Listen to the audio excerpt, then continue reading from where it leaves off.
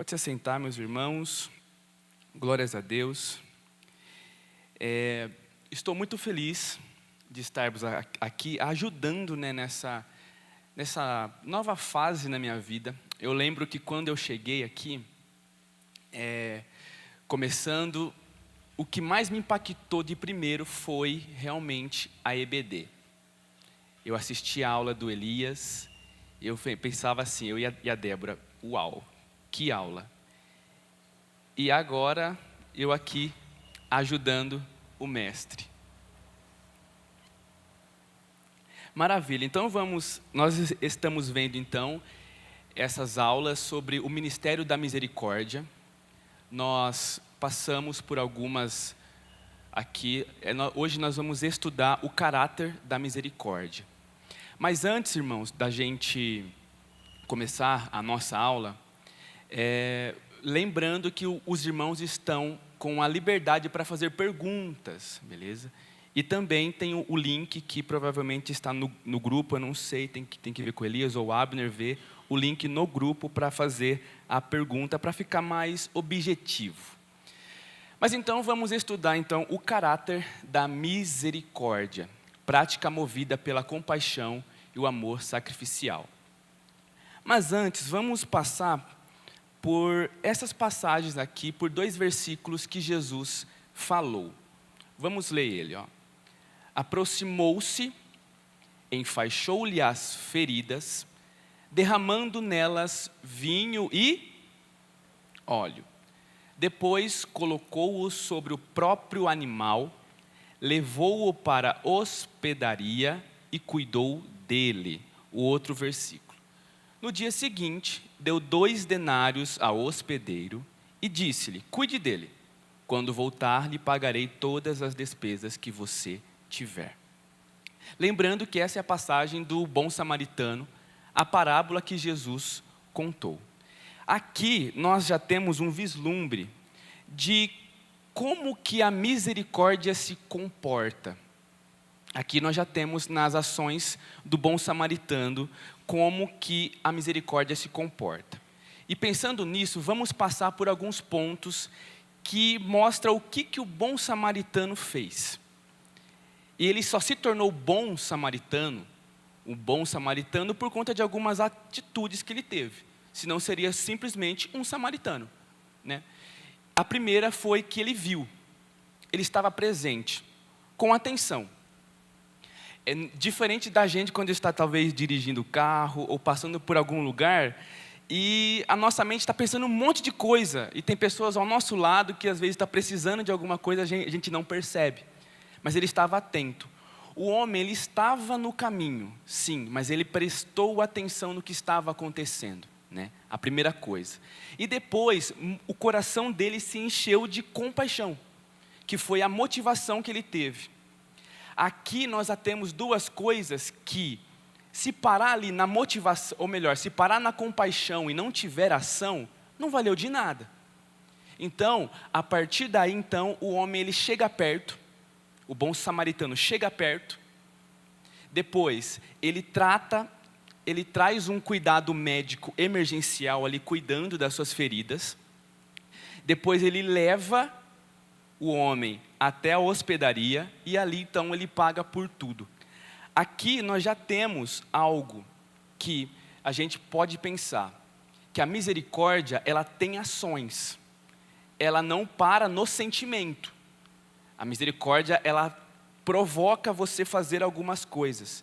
É como se a compaixão lá, o coração, fosse a ignição do carro, quando você liga ele, mas o carro tem que andar. A misericórdia é o carro andando. A misericórdia é o carro saindo do lugar e agindo e se movimentando. E ali fala que ele se responsabilizou pelo pagamento de tudo, né? Agora, imagine comigo, alguém num estado de quase morte, como a Bíblia diz, como Jesus falou, quase morto ali. Precisava de cuidados bem fortes, né? Alguém que está quase morto precisa de cuidados muito profundos. Ou seja, não ficou barato também. Não iria ficar barato. É como se o homem, ele desse um cheque em branco ali. Um cheque em branco para O que ele gastar, eu pago depois, né? Então aqui a gente começa a perceber. E esse versículo, melhor, esse slide aqui, eu fiz questão de colocar a etimologia da palavra misericórdia, tá? Porque eu estava pensando, nossa, misericórdia e miséria, faz muito sentido, é a mesma raiz, né?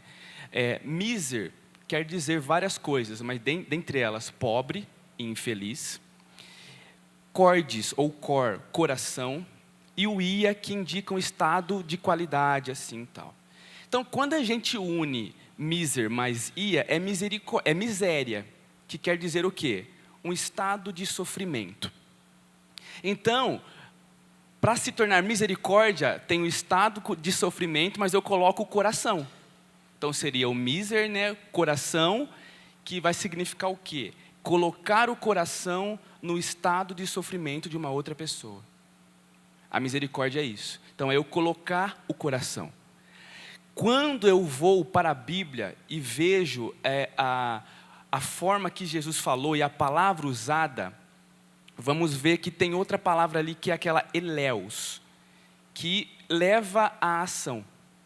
Então aqui todo mundo entende que a misericórdia só faz sentido quando tem talvez um sofrimento, uma carência ou uma necessidade humana. Todo mundo já entendeu isso. Existe sofrimento, a carência e a necessidade. E a misericórdia, ela vai gerar duas coisas na nossa vida sobre isso. A primeira coisa é que ela vai mexer no seu olhar e também no seu desejo. A misericórdia, ela vai te dar olhos que vai ser sensível ao sofrimento. Você vai ter sensibilidade ao sofrimento, às carências e às necessidades humanas. Você vai se tornar sensível, não indiferente, nem apático. Você vai ser tocado por aquilo. Só que não vai parar por aí. Também vai mexer no seu desejo. Porque se eu olhei para uma situação que está bem terrível, eu me conectei e falei, nossa, o que você faz? Preciso fazer alguma coisa. Então, a misericórdia bíblica, ela vai interferir no seu desejo também. O desejo de aliviar ou amenizar esse sofrimento. Amenizar esse sofrimento. Então, a misericórdia, ela vai de encontro à aflição humana. Ela vai de encontro ao sofrimento e à necessidade humana. Tem um pensamento puritano que é esse aqui, ó. A graça de Deus vai ao encontro ao mérito humano. A misericórdia vai ao encontro à aflição humana. Para a gente pensar ou entender mais isso, é como se a graça, ela lidasse com a nossa culpa. A nossa culpa. E a gente tem aquilo que a gente não merece, como o perdão. A misericórdia, ela vai ao encontro ao sofrimento do homem, à aflição do homem, à carência e à necessidade do homem. É como se a graça fosse um juiz perdoando uma sentença. E a misericórdia fosse um médico tratando da ferida. Um médico cuidando do paciente. É como se a graça fosse uma dívida sendo paga. Mas a misericórdia é como se fosse você chegando em alguém e enfaixando as feridas de alguém. E tirando o sofrimento dela. Dando remédio para aquela pessoa. Então, a misericórdia, ela trabalha dessa forma. Então, existe o sofrimento, existe miséria, existe as carências. Mas por que existe tudo isso? Por que existe todos esses sofrimentos, essas misérias? A gente sabe, chega em um lugar, em um ponto comum, que é por conta do... Eu quero ouvir vocês. Por conta do pecado. Então, o pecado, ele trouxe várias coisas. Mas o pecado não trouxe somente culpa. Ele trouxe culpa, mas o autor, o Tim Keller, ele apresenta também, ele fala dessa palavra aqui, alienação. Que alienação, no sentido da palavra mesmo, significa ação de tornar separado, de se afastar, de desviar. Isso é uma alienação. outros conceitos de alienação é o quê? A perda da razão, tornar-se estranho ou perder a natureza familiar. Esse conceito aqui, ele é mais psicológico, da psicologia. Um outro também aqui, ó, é o momento em que a consciência se torna desconhecida de si própria, quando perde a sua própria essência. E o outro conceito, que é mais teológico, que é o quê? O desvirtuamento. É quando um objeto está sendo usado em uma função que não é para ele ser usado. Vamos trabalhar então com essa questão do separado. Alienação como uma separação. Alienação como uma separação. E também um desvirtuamento, que a pessoa está numa função que não era para ela estar. Então, fomos criados para conhecer e servir ao Criador. Então, quando a gente quer ser senhor de si mesmo, sabe quando a gente quer comandar tudo, a nossa vida, na autossuficiência, sem precisar de ajuda, sem precisar de um Deus, sem precisar de um Salvador, isso acaba gerando o quê? Um desvirtuamento, uma alienação, uma separação naquilo que era para eu ser, então gera o desvirtuamento. E um exemplo para a gente entender o que é esse desvirtuamento, tem essa imagem aqui, que eu acho que vai chocar algumas pessoas. Vai doer o coração de algumas. Essa daqui. É como se fosse você pegando o seu iPhone e usando como um martelo. O iPhone, ele é feito para isso? Não. Ele tem uma função. A gente passa a fazer praticamente a mesma coisa quando a gente quer seguir nosso próprio caminho e não quer um Deus, não precisa de um Salvador, e eu quero fazer as coisas que eu quero fazer e já era. A gente entra no estado de desvirtuamento, naquilo que não era para a gente ser, como um iPhone batendo ali em um prego. Então existe essa questão da alienação, da separação. E existe 4 separações que o pecado trouxe. 4. Vamos ver. Aqui ela está em círculos.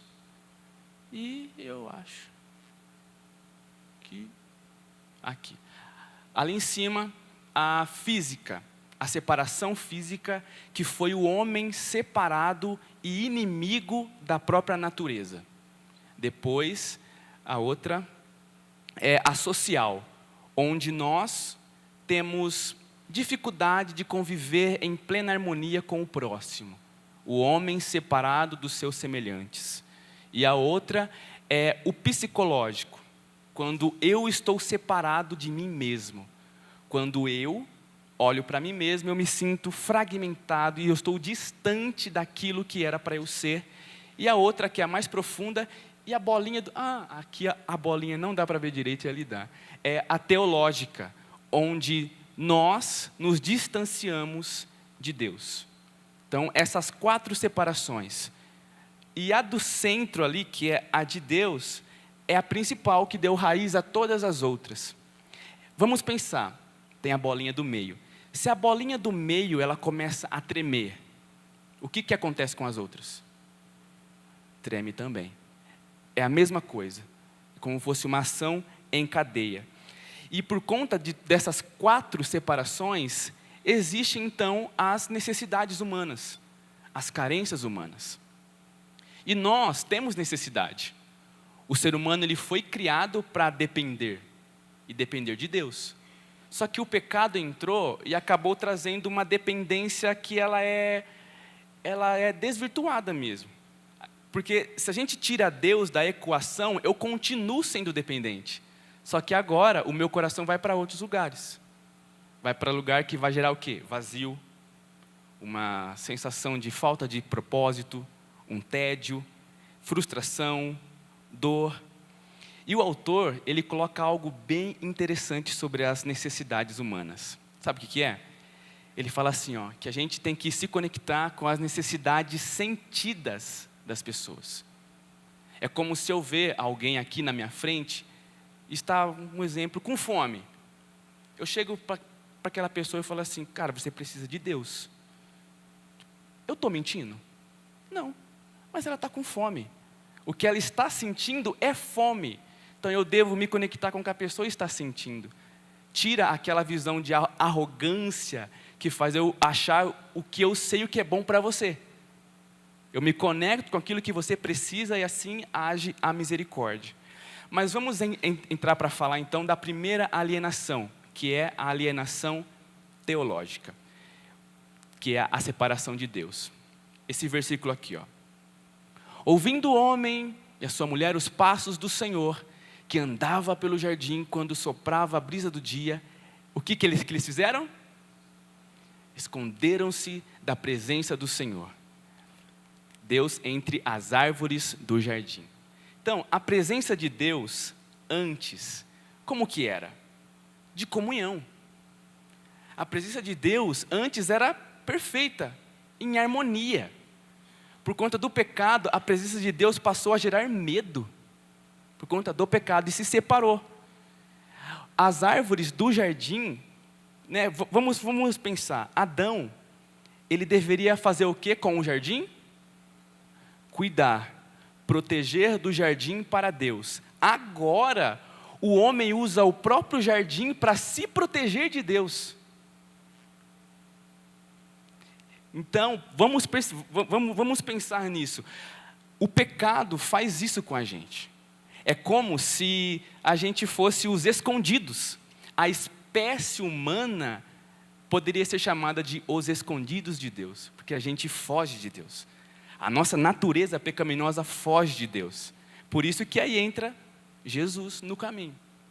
Para a gente entender certinho essa questão aqui, eu vou usar um exemplo que é aqui, a fonte de todos os nossos problemas é essa, mas é o exemplo do sistema solar.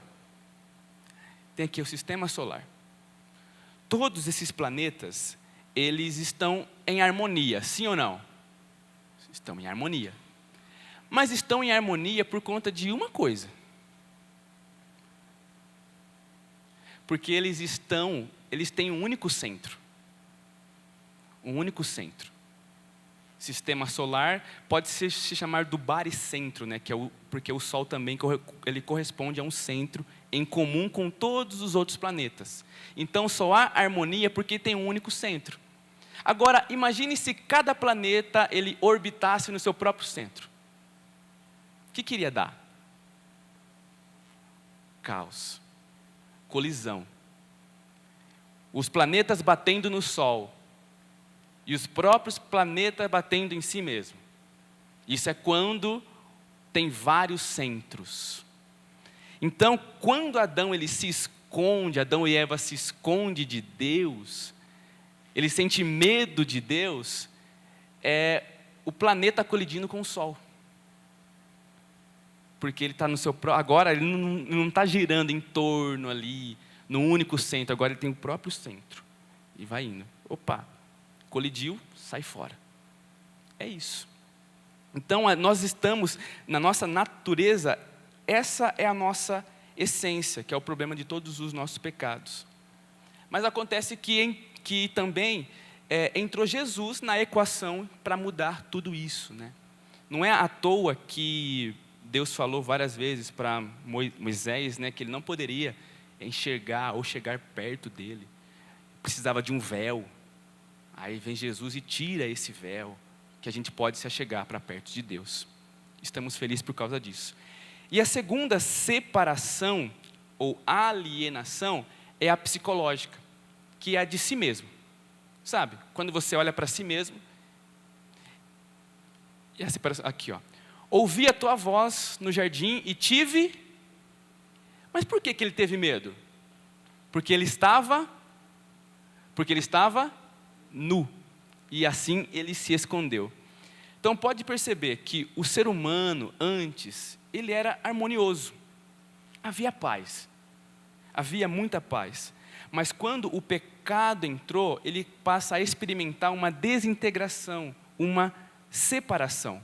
Ele está aqui, ele olha para si mesmo, opa, está faltando alguma coisa aqui, que ele não sentia essa necessidade antes, de olhar para si e achar que está faltando alguma coisa.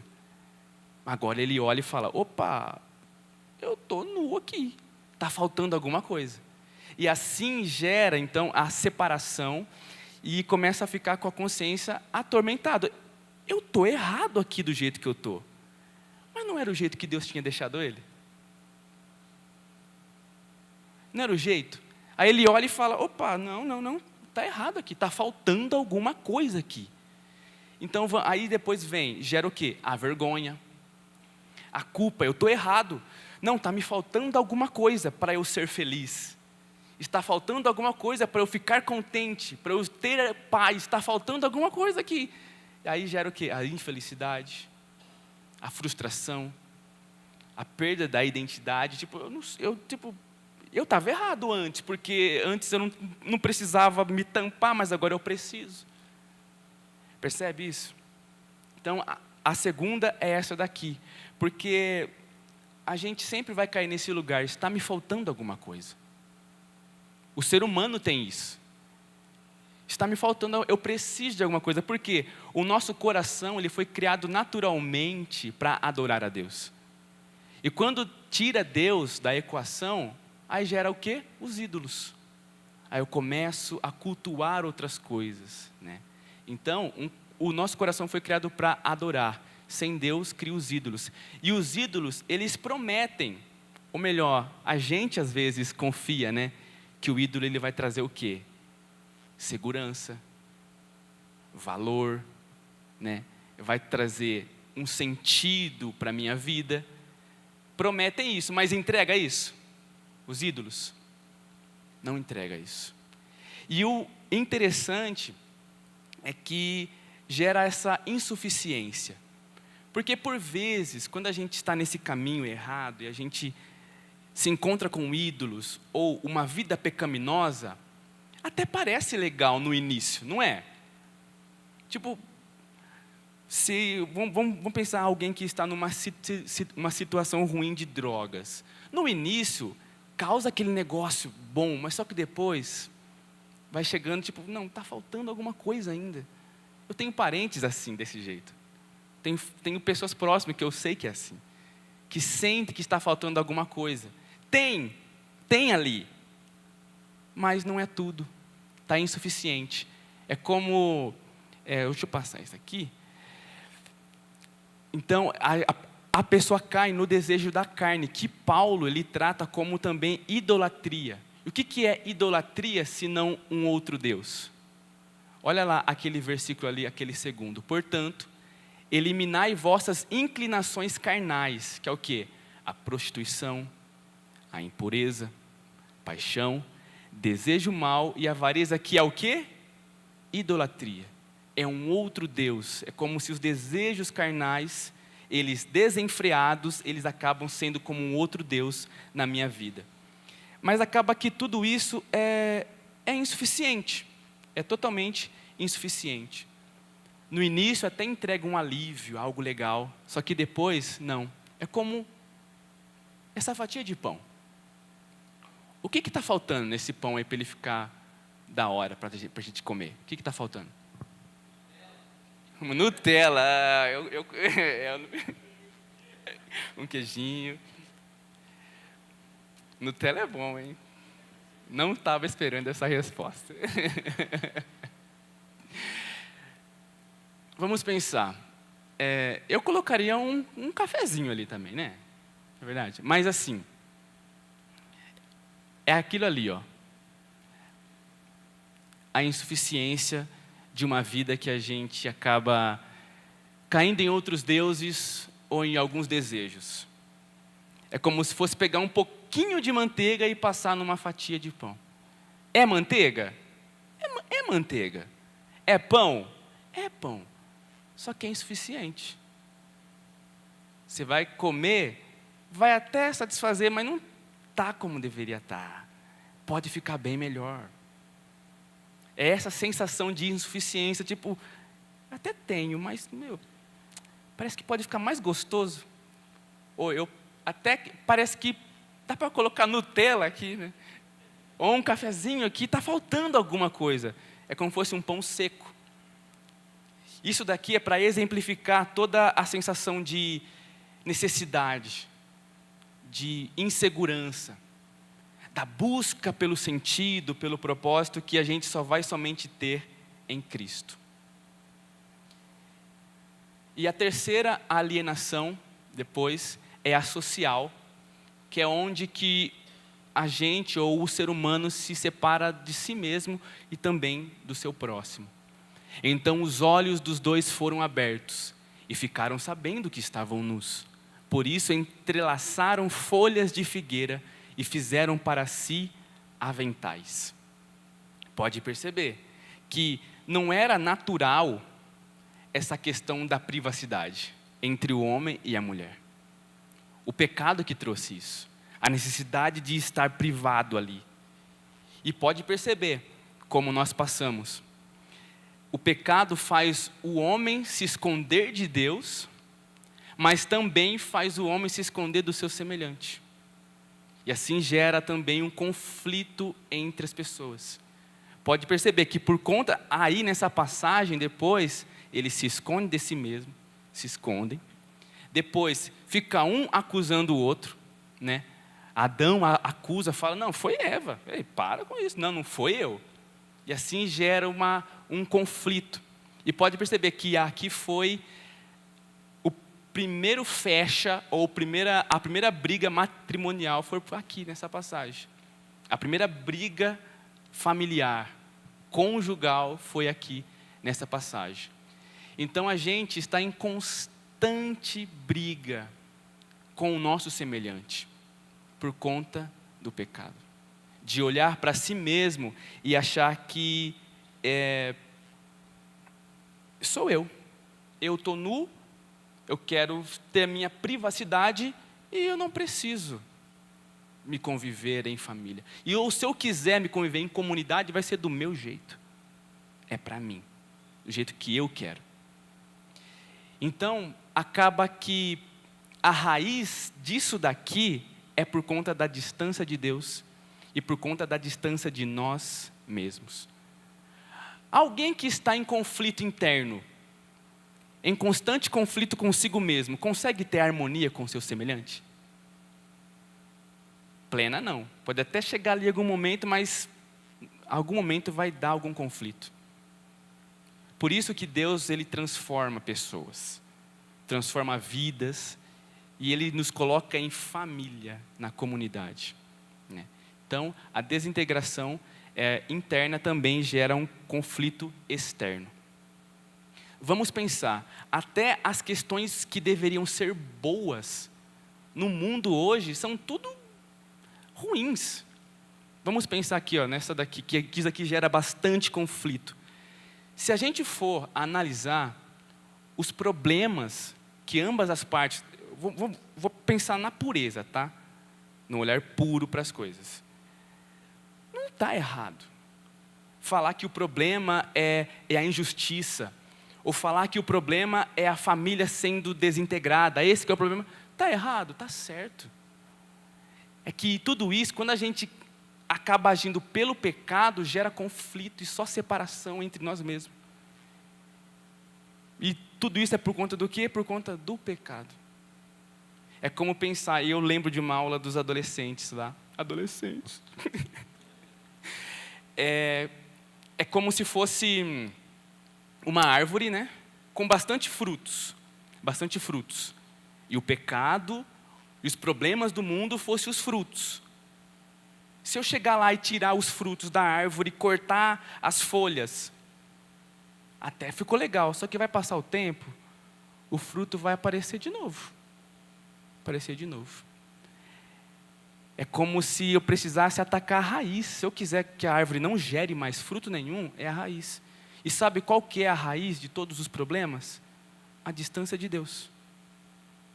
Como Elias sempre falou aqui, que eu ouvi, que ele fala assim, que não é você inculcar Deus na pessoa, ou muda de comportamento. Não, leve a pessoa até Deus. É você levar a pessoa até Deus. O problema não é a forma que a pessoa se comporta. O problema real é a distância das pessoas de Deus. Esse é o problema. Até as coisas que parecem boas, longe de Deus, é ruim. É isso. A nossa natureza é essa. Então, os nossos problemas, eles são reais, né? Os lados não estão totalmente errados, mas acontece que por conta do pecado é tudo podre, né? Então, a gente precisa de Deus para nos reconciliar. E a quarta alienação, ou separação, é a separação física. Olha lá aquele homem triste trabalhando na terra, com várias, como que é? Espinhos ali, ervas daninhas. E aquilo ali é a separação do homem da natureza. Maldita é a terra por sua causa. Com sofrimento você se alimentará dela, até que volte à terra, porque você é pó e ao pó voltará. Antes, a terra era, entre aspas, amigável com o homem.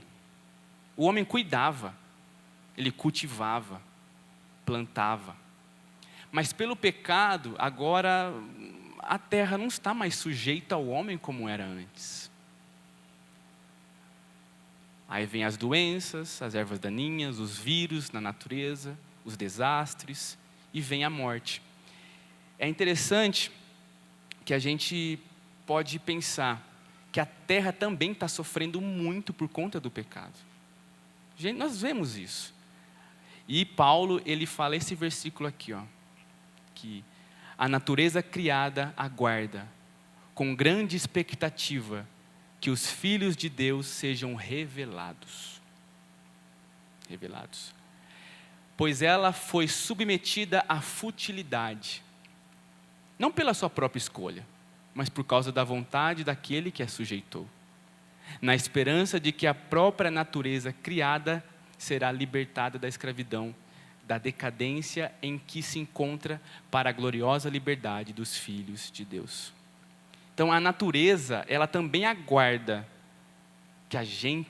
que os filhos de Deus se revelem, haja, né? Que a gente venha agir.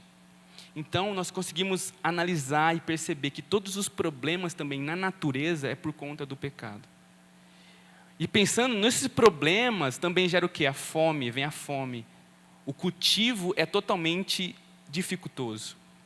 Mas ainda a gente consegue ter um vislumbre de algumas coisas no meio da natureza. Que é o quê? Essas figuras aqui, ó. Que coisa linda, né? Elias, você viajou, né? Pra praia, né? Foi pra praia, né? Bonito, né? A praia é linda, né? Eu acho que você viu também bastante naturezas, assim, paisagens bonitas, né? Vocês viram, né? Isso daí é um vago reflexo de como seria um mundo sem pecado. A gente consegue vislumbrar isso ainda. Tem uma oração, foi um Martin em inglês que ele fala assim, Deus, se o Senhor reservou todas essas belezas e os teus inimigos conseguem desfrutar disso, quanto mais aquilo que o Senhor reservou para os seus amigos lá em cima. Se a gente consegue desfrutar disso, estando em pecado, com o pecado, imagina como que é o céu. Imagina como que era o Éden, imagina como que era o mundo antes do pecado, como que era lindo e perfeito. Sabe? Era lindo demais. E a gente começa a ver hoje, que é o quê? Deus falou assim, ó, você vai se alimentar da terra, mas você vai sofrer. Vai sofrer, vai sofrer, vai sofrer. Você vai lutar com a terra. E no final, você vai estar 7 palmos abaixo dela. Você é pó. Olha isso. Olha isso. Por conta do pecado e da separação do homem com a própria natureza. O homem que tinha que estar por cima, dominando, cuidando, liderando, agora é engolido pela própria terra. Que tristeza, né? Mas acontece que o próprio Cristo, esse salmo aqui é lindo, ó.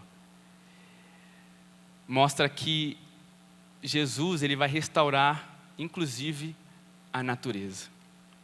Alegrem-se, ó céus, regozijem-se, terra. Rujam o mar e tudo que nele existe. Exulte o campo e tudo que nele há. Então, todas as árvores dos bosques cantarão de júbilo na presença do Senhor. Porque Ele vem julgar a terra e julgará o mundo com justiça e os povos com fidelidade. Quando o reino entra, aqui, ó, tem todas essas diferenças. A natureza, a psicológica, que é a gente com a gente mesmo, social, que é nós com o nosso próximo, e nós com Deus, essa separação existe. Mas quando o reino de Deus entra nessas diferenças, acontece isso aqui, restauração. O reino de Deus, ele vem para restaurar. Quando o reino de Deus entra, todas essas separações, elas são restauradas. Mas acontece que o reino de Deus, ele faz isso. Então, o reino de Deus para restaurar as consequências do pecado. E a gente não consegue falar disso sem pensar na vinda de Cristo. Na segunda vez que Jesus chegar, todas essas diferenças que são reais, o que vai acontecer com elas? Ela vai desaparecer. Vai ser obra completa. As diferenças e separações, quando Jesus chegar pela segunda vez e governar e julgar as nações, e a gente morar com Ele, tudo isso vai ser exterminado, restaurado. Mas Jesus, ele veio uma primeira vez, não veio? Ele veio uma primeira vez. E continua existindo isso. Só que Jesus, ele trouxe o reino de Deus para a terra. Não vai acontecer ainda a restauração completa, mas vai acontecer parcial. Porque o reino de Deus está aqui também. O reino de Deus está aqui? Está sim. O próprio Jesus falou isso. É como isso aqui, ó. Eu coloquei que é para a gente exemplificar. Existe o filme, não existe o filme? O filme completo lá de 2 horas. Com os personagens, atores, trilha sonora. É como se a gente estivesse no trailer. Quando a gente assiste um trailer de um filme, a gente está lá, está vendo os mesmos atores, os mesmos personagens, às vezes a mesma trilha sonora, um enredo, só que não está completo. É o filme minimizado. Está contando uma história, não toda, mas ainda é um filme. É um pedacinho do filme. Então, essa obra parcial na Terra hoje, com aquelas diferenças, é como se fosse um trailer. E a segunda vinda de Jesus como se fosse o filme completo. Então, tem personagens. Então, tem restauração. Não completa, mas tem. Tem cura. Não completa, mas tem. É como se a gente se unir. Imagine só, vocês vêm dos jovens. Os jovens se reunindo, indo na casa de uma pessoa. E os jovens, eles chegam lá e fazem uma restauração linda na casa. Visualiza isso comigo. Os jovens daqui da igreja, os jovens e adolescentes, se reunindo e indo para a casa de alguém e faz uma restauração ali. E pinta tudo, compra móveis novos, muda tudo. Foi real essa mudança? Foi real, mas acabou com a pobreza do mundo? Não. Por isso que é parcial. Tem restauração, a gente consegue agir, só que ainda existem problemas no mundo. Mas isso traz para a gente uma visão, tipo assim, eu posso fazer alguma coisa. Eu posso fazer alguma coisa. Eu posso me comportar com misericórdia, mesmo que seja só em uma vida, mas eu posso fazer isso. Eu posso fazer isso. Porque eu estou no trailer ainda, mas o filme vai chegar. Já o filme vai sair nos cinemas. Aí vai ser glorioso quando sair nos cinemas e a gente assistir o filme. Espero que a gente assista do lado dele, né? Não longe. Então, o reino, ele já está entre nós. Jesus lhe respondeu: o reino de Deus não vem com aparência exterior, pois o reino de Deus está entre vós. Estava falando sobre ele, que Jesus trouxe. Depois, mas se é pelo Espírito Santo de Deus que expulsa demônios, então o reino de Deus chegou a vós. Porque o reino de Deus não consiste em comer e beber, mas em justiça, paz e alegria no Espírito Santo. É do agrado do vosso Pai dar-vos o reino. Vendei vossos bens e dai esmolas. O reino de Deus já está entre nós. Repito, não completo. Não é restauração completa, mas é parcial, mas ele está entre nós. Por isso que faz... Então, vamos pensar assim, se o reino de Deus, ele restaura quando ele está vivendo, e quando ele está pleno, ele restaura vidas, restaura as separações. E a gente está no reino de Deus, a igreja tem o papel de fazer isso intencionalmente. Assim como o samaritano, o bom samaritano, que parou e prestou todos os seus cuidados para aquele homem. Então, isso também traz para a gente um senso de realismo, né, sobre o nosso trabalho. Eu não vou consertar o mundo sozinho, não vou. Mas eu consigo fazer com que o reino de Deus seja habitado aqui, ou eu sou o motivo de revelar o reino de Deus na vida de alguém. Sabe? Porque o reino de Deus está entre nós. É como pensar nisso aqui, que como fosse a igreja fosse um plano piloto. E o que é um plano piloto? É quando algo é construído para demonstrar como seria o produto real, na prática, não apenas teoria. Então é como se a igreja fosse um plano, a planta piloto. Mas vós sois sacerdócio real, nação santa, para que anuncieis a grandeza daquele que vos chamou das trevas para a maravilhosa luz. E aqui, quando coloca aqui, nação santa, é como se a gente fosse uma contracultura. É como se fosse... Eu lembro de uma aula que o Elias falou, inclusive eu acho que é de um livro do Tim Keller.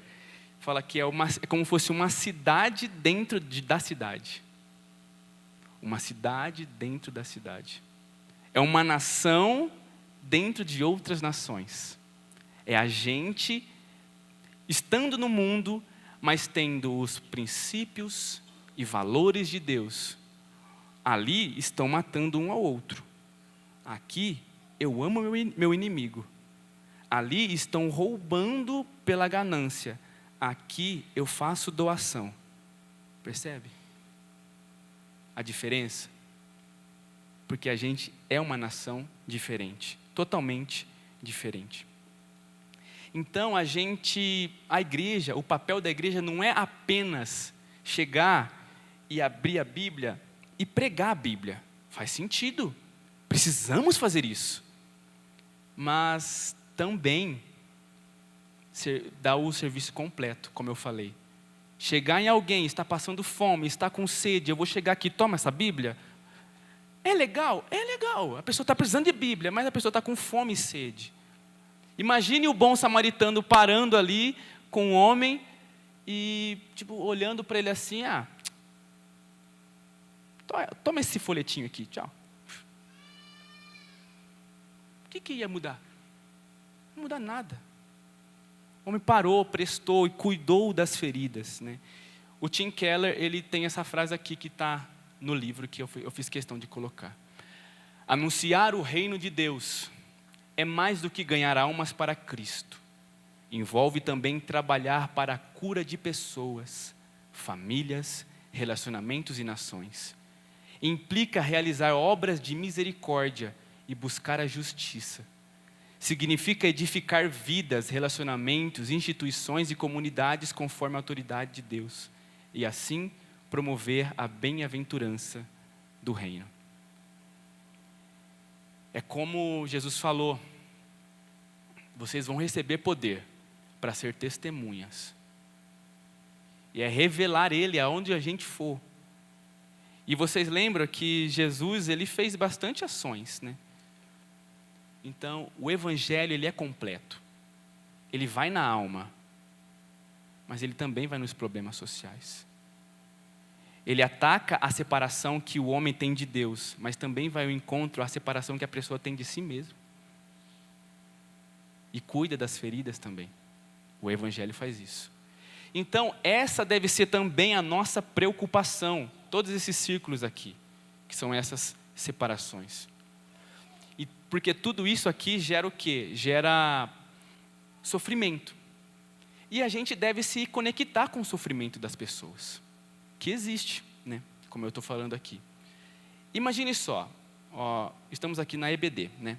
Imagine que chega aqui um pregadorzão, chega aqui e fala assim, a paz do Senhor.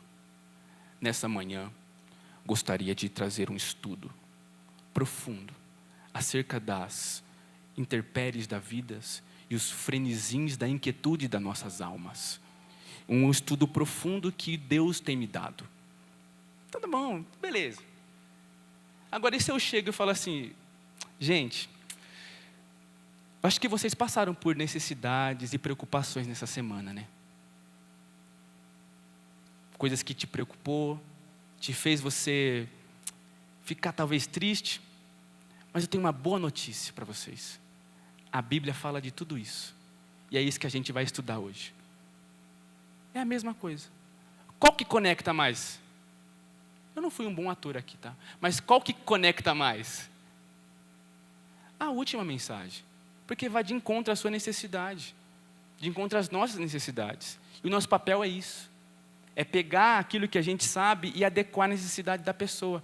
Jesus fez isso. Jesus adaptou para as pessoas. E sabe qual que foi o maior modelo que ele fez isso? Ele queria se conectar com o homem. O que ele fez? Se tornou um homem. Era um Deus, mas se tornou um homem. Queria entender o homem, se tornou um homem. Esse é o nosso modelo. Entender as necessidades. E o interessante é que a gente começa a analisar isso aqui, que as separações físicas e sociais, a gente só consegue suprir com ações. Só com ações. E não com palavras. Alguém que está doente, está ferido, adianta eu chegar para a pessoa e falar alguma coisa? Adianta para a ferida da pessoa? Não. Se alguém está ali com uma criança precisando de um cuidado médico e não tem dinheiro, adianta você chegar e falar alguma coisa para a pessoa? Pode adiantar para uma área, mas para aquela não. Então é com ações que dá certo. Um exemplo, serviço prático, diaconia, cuidado físico. Agora, quando a gente olha para as questões mais internas, as reais, a gente até consegue. Com pregação, ensino, na parte ali da psicológica, com aconselhamento. A fala até consegue. O evangelismo é isso, é chegar, a gente mostrar para a pessoa que ela está distante de Deus, pela fala. Mas aquelas ali em cima, gente, não tem como. É com ações práticas. Práticas, da gente ir e fazer. E vamos relembrar o bom samaritano. Ele fez isso. Provavelmente ele só conversou com o dono da hospedaria. Com o próprio homem, não. Ele parou, enfaixou, cuidou, colocou o homem no seu animal, foi para lá e já era. Sem conversar, porque exigia ações e não fala. Ações e não fala. Eu lembro daquela passagem em que Paulo estava em cima de um púlpito pregando. Uma grande mensagem. Lá em Atos 20. Paulo pregou tanto que passou a noite toda pregando, foi vigília. E um jovem lá da janela aqui, cai lá embaixo. Dormiu. O que Paulo faz? Ele para a pregação e desce até o jovem e vai cuidar do jovem. E abraça um menino morto.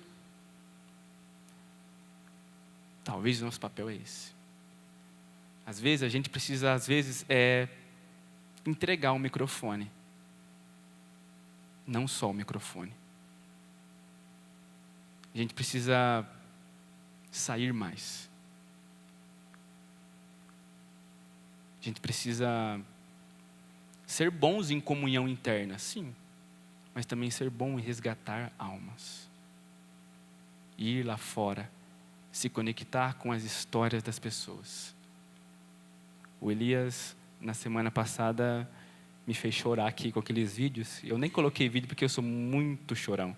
Custa chorar aqui. Aí, me dá uma sensação assim de, o que eu estou fazendo? Se o reino de Deus restaura, quem que eu estou restaurando?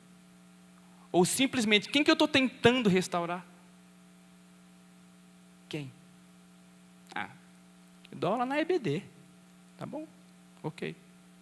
E aí? É só isso? É duro isso. É como naquele grande dia, né? A gente pode ouvir. Beleza. Pregou, profetizou, expulsou demônios. Quem é você? Não te conheço, não. Deus me livre disso. Deus me livre disso.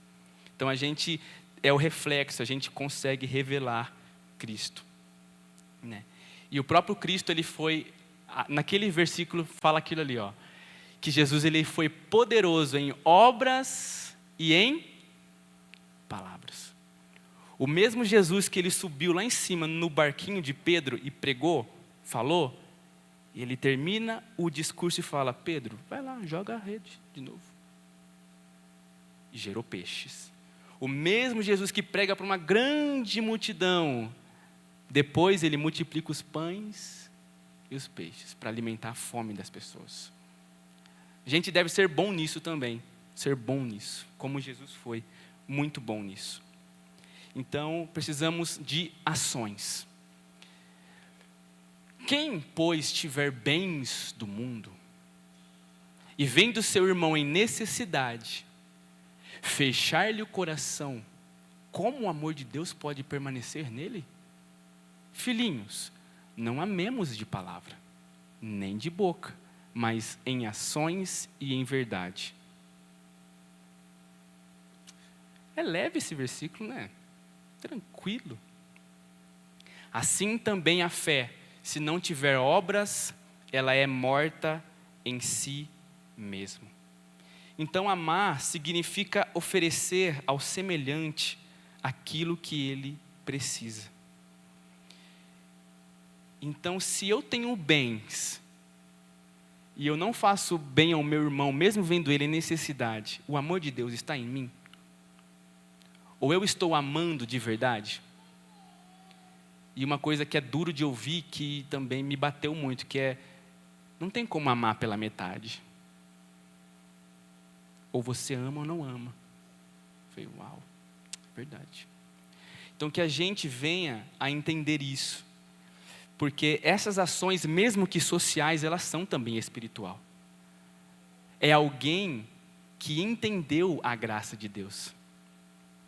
Se eu, na minha mazela, fui alcançado por Deus, estou experimentando as coisas boas do reino, e eu sou grato a Deus por isso, uma das formas de eu agradecer a Deus é eu fazendo isso com outra pessoa. Eu chegando em uma outra pessoa e tentando fazer a pessoa entender o que eu entendi. Sabe? É como falar, né? É o mendigo falando para outro mendigo aonde que tem pão. É um que tem muita fome também falando para o outro que tem pão ali, ó. Eu encontrei pão ali, vai ali. Sabe? É isso, é desse jeito. Então, gente, antes da gente continuar mais um pouquinho, alguém tem alguma pergunta? Mandaram alguma coisa aí, Elias? Quer falar alguma coisa? Olha, mandaram duas muito boas. Eu não sei se foi semana passada ou se foi essa. Mas depois, pessoal, foram duas perguntas bem difíceis que mandaram aqui. Depois eu prometo que a gente manda por escrito ainda hoje, tá? Porque eu rabisquei aqui alguma coisa. Posso ler aqui? Eu vou ler aqui e já falo bem rapidinho delas, tá? A primeira pergunta que mandaram foi o seguinte: quando um jovem saudável, aparentemente apto para trabalhar, pede dinheiro e você sabe que ele pode usar para drogas ou álcool, o que é agir com misericórdia? Pergunta boa. Bom, gente, acho que de forma objetiva aqui, eu até escrevi aqui para não não me prolongar muito. Onde que tá? Aqui. Agir com misericórdia não é dar tudo o que alguém pede, tá? Mas é oferecer aquilo que realmente ajuda a pessoa a viver, mesmo quando isso nos coloca em situação de desconforto. Ou seja, dar dinheiro para sustentar o vício não é misericórdia, é o oposto da misericórdia, é você desistir da pessoa. Então, talvez você fale assim, o que eu posso fazer então, né? O que eu posso fazer? Porque misericórdia não é permissividade, não é alimentar o pecado, não é só dar dinheiro. Misericórdia não tem a ver só com dinheiro, tá, pessoal? Misericórdia tem a ver com o bem da pessoa. Então, essa primeira pergunta aqui, a misericórdia sem discernimento cria dependência. Misericórdia com sabedoria promove responsabilidade. Então, por fim, sobre essa pergunta aqui, não dar dinheiro, o que fazer de forma prática? Não dê dinheiro, ofereça comida, converse com respeito, ouça a história da pessoa, encaminha para uma ajuda real. Aqui está o ponto. Ajuda real, talvez um abrigo, talvez recuperação, talvez trabalho. Orar com a pessoa se houver abertura. Percebe que dar o dinheiro é o jeito mais fácil e é exatamente o jeito que não é bíblico. O que custa mais caro é você olhar para a situação real da pessoa, tá? Essa é uma das. Alguém tem alguma pergunta aí? Senão eu leio a segunda aqui. Ah lá.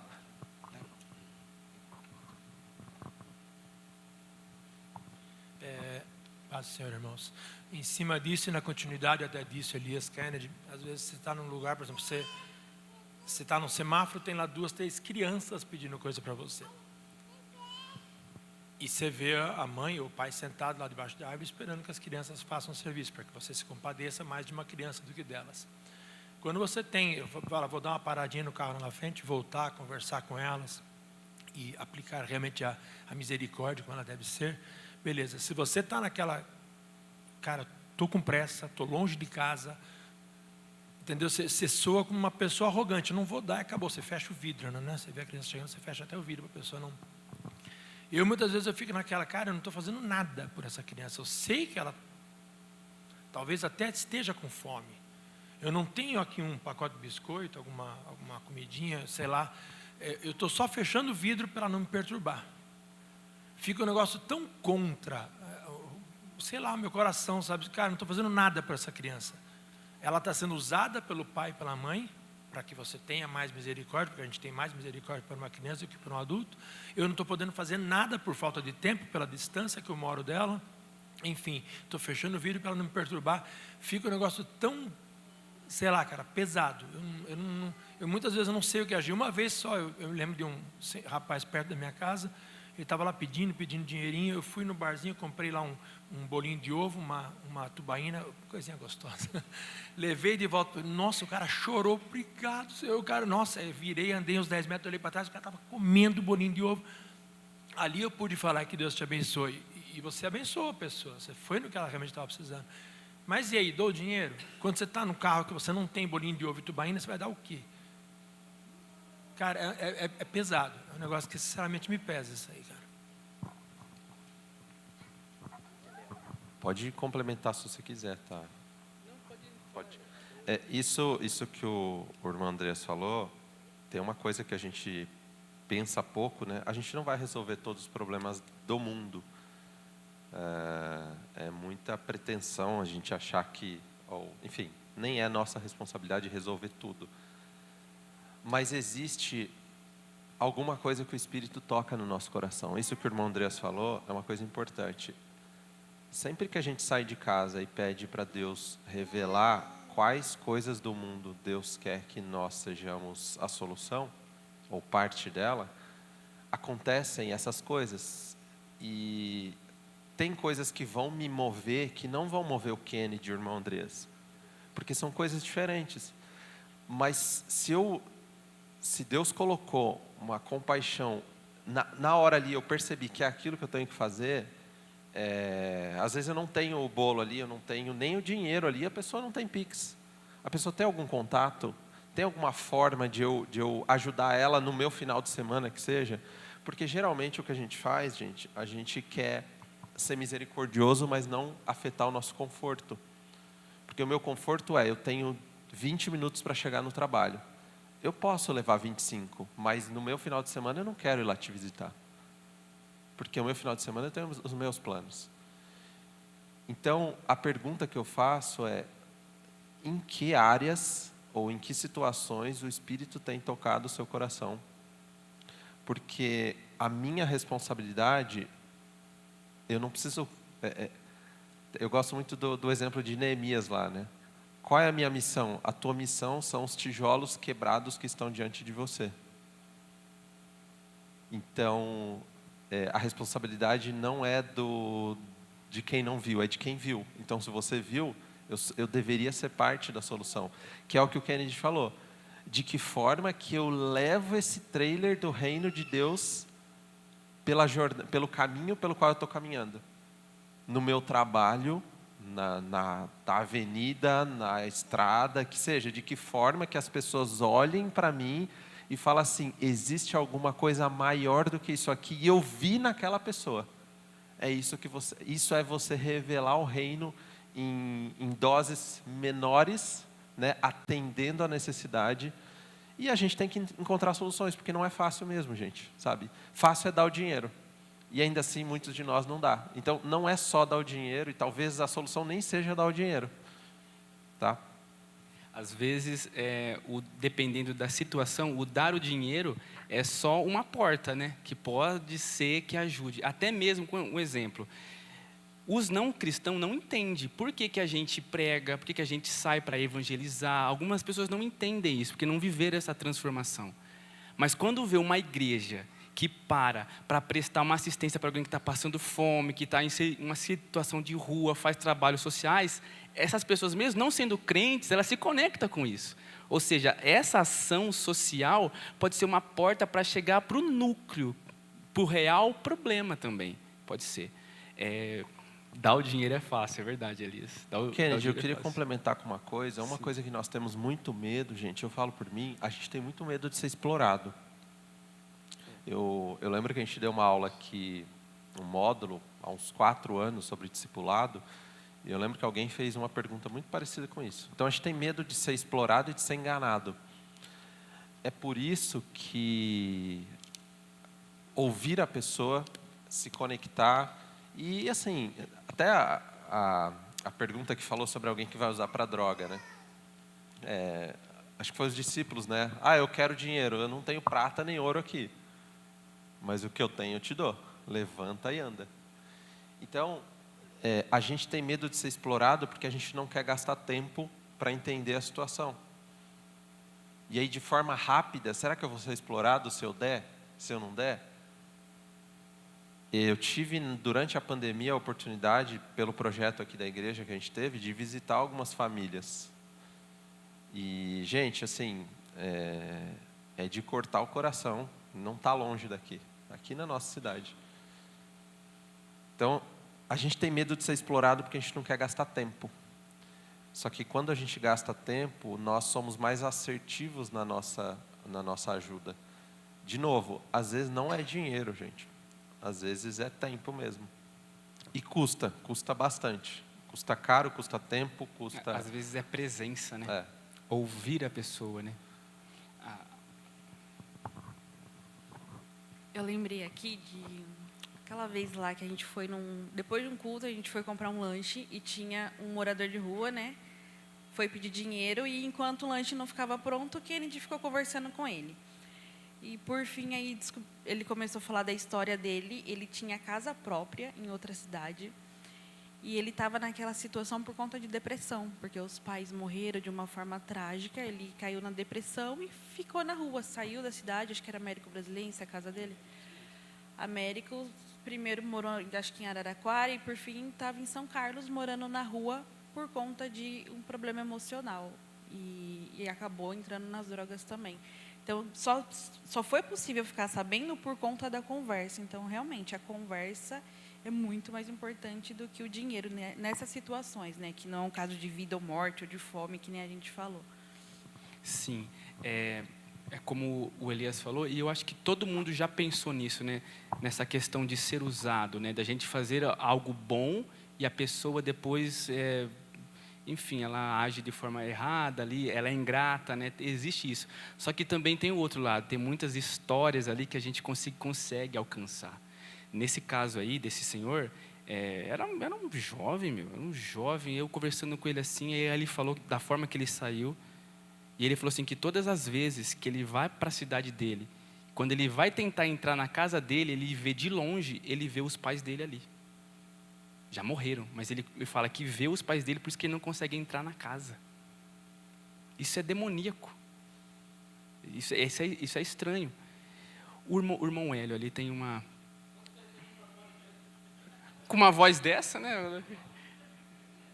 Mas é por causa da gravação, irmão. Senão vai ficar mudo. Paz do Senhor Jesus, irmãos. Nós falamos aí no primeiro ato do samaritano, que foi, está atento, visão. E depois o irmão comentou sobre alienação. Então assim, nós estamos levando por uma esfera externa, social, imundo, e legal, é isso mesmo. Mas o primeiro passo é na nossa casa. Existe uma situação em casa que tem um nome, chamado alienação parental. Isto na sociedade acontece muito, onde o cônjuge varão fala para a criança da varoa, fala mal da mulher, porque ele quer que aquela criança goste mais dele do que da mulher. Ele fala mal da mulher para a criança e induz a criança ao erro. Na alienação, você converte a situação para algo de seu interesse.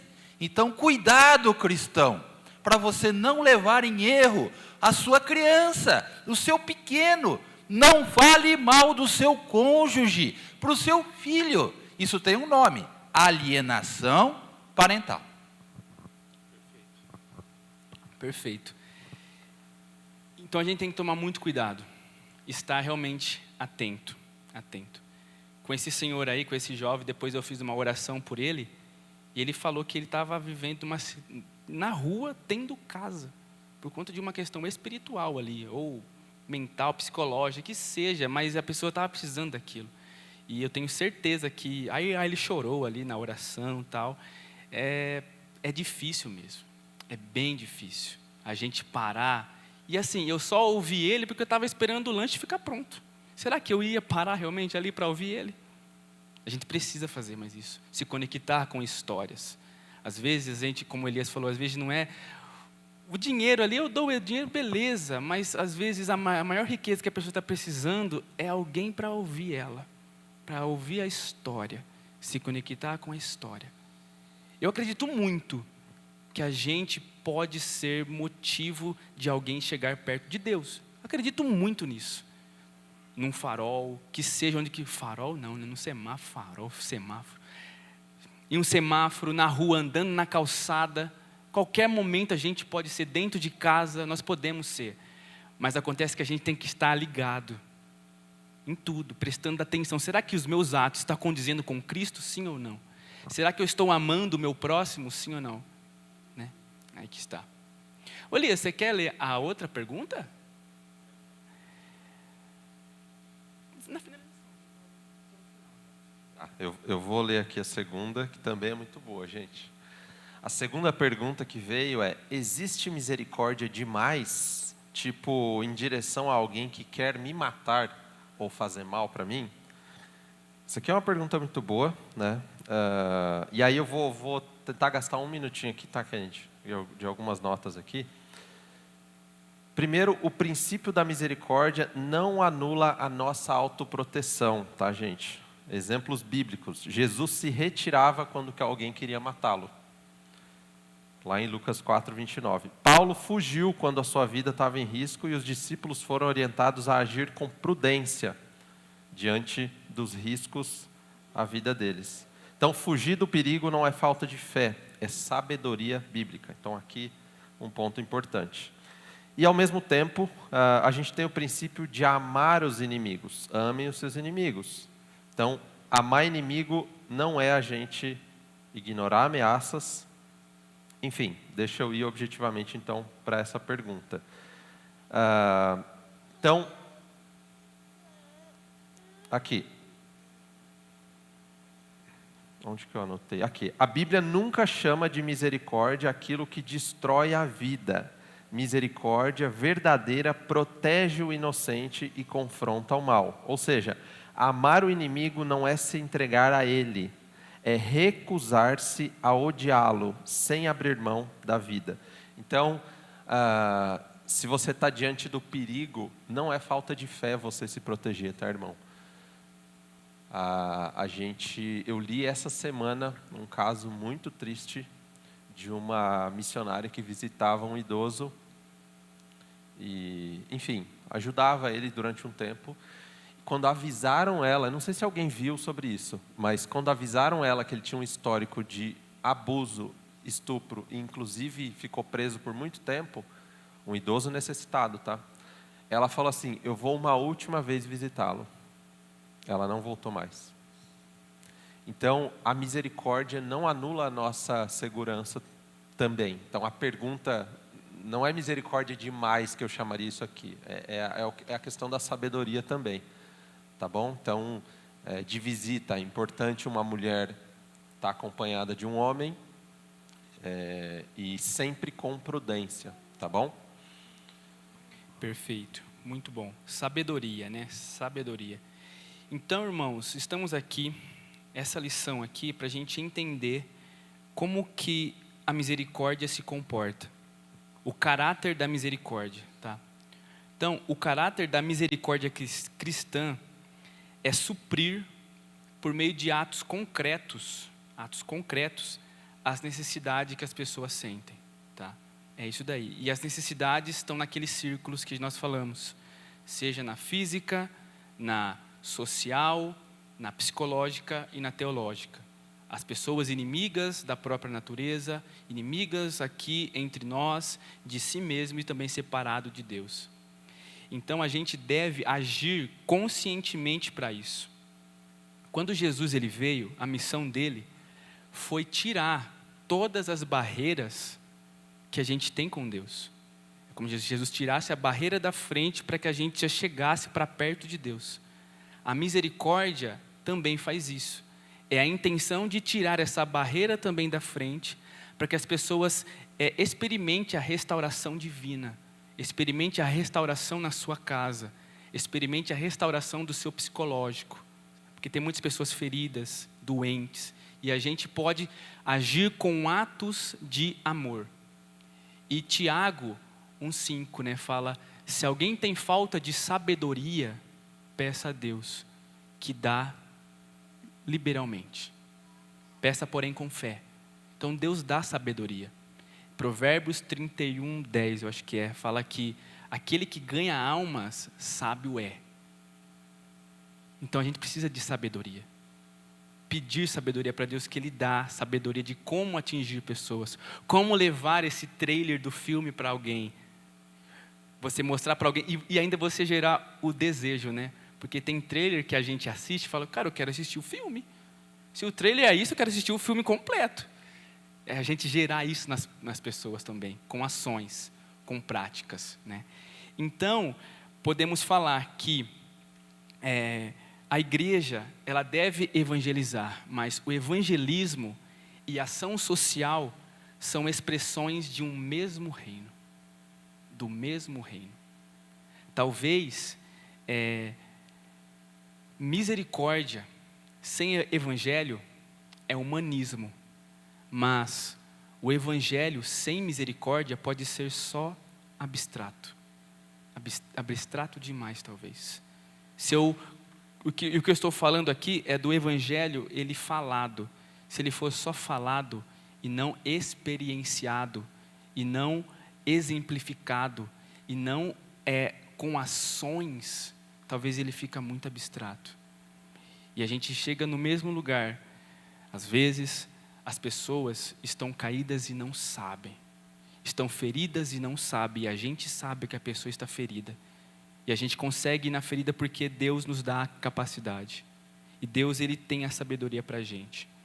E aqui, a gente chega para a gente só lembrar, realmente, para a gente lembrar e não se esquecer, né, sobre isso aqui.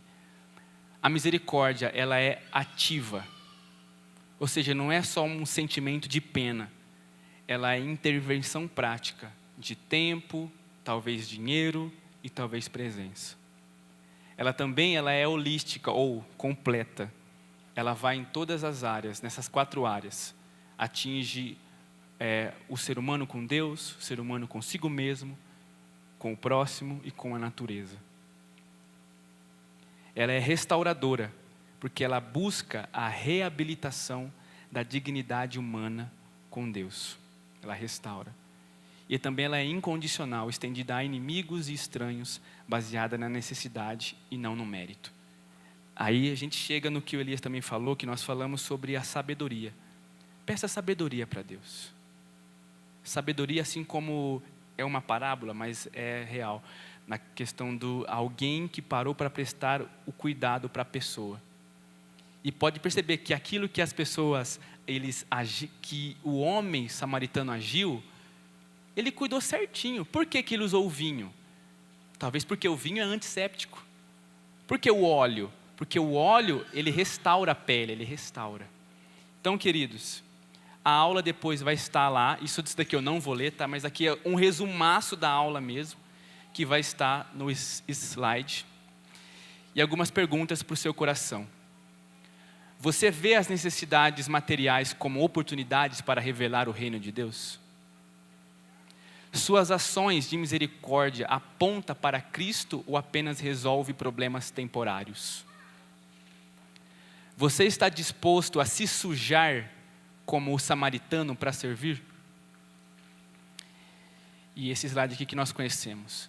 A estrada de Jericó representa um mundo quebrado ao nosso redor. E Deus está me chamando a descer da montaria religiosa e agir. Misericórdia é mais do que emoção, é ação. Ore hoje pedindo olhos para ver os caídos à sua volta. Comece pequeno, visite, ouça, doe, convide, abrace. Reflita sobre a sua agenda. Há espaço para a misericórdia? E assim eu agradeço a oportunidade. Que Deus abençoe os irmãos. Elias, estamos juntos. Gente, é a minha primeira aula aqui na nave. Aceito feedbacks. Estou aprendendo ainda. Tá? Então, Deus abençoe vocês. Amém. Obrigado.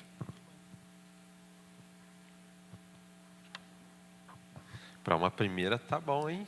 Olha, muito bom, gente. Glória a Deus por isso. As nossas classes estão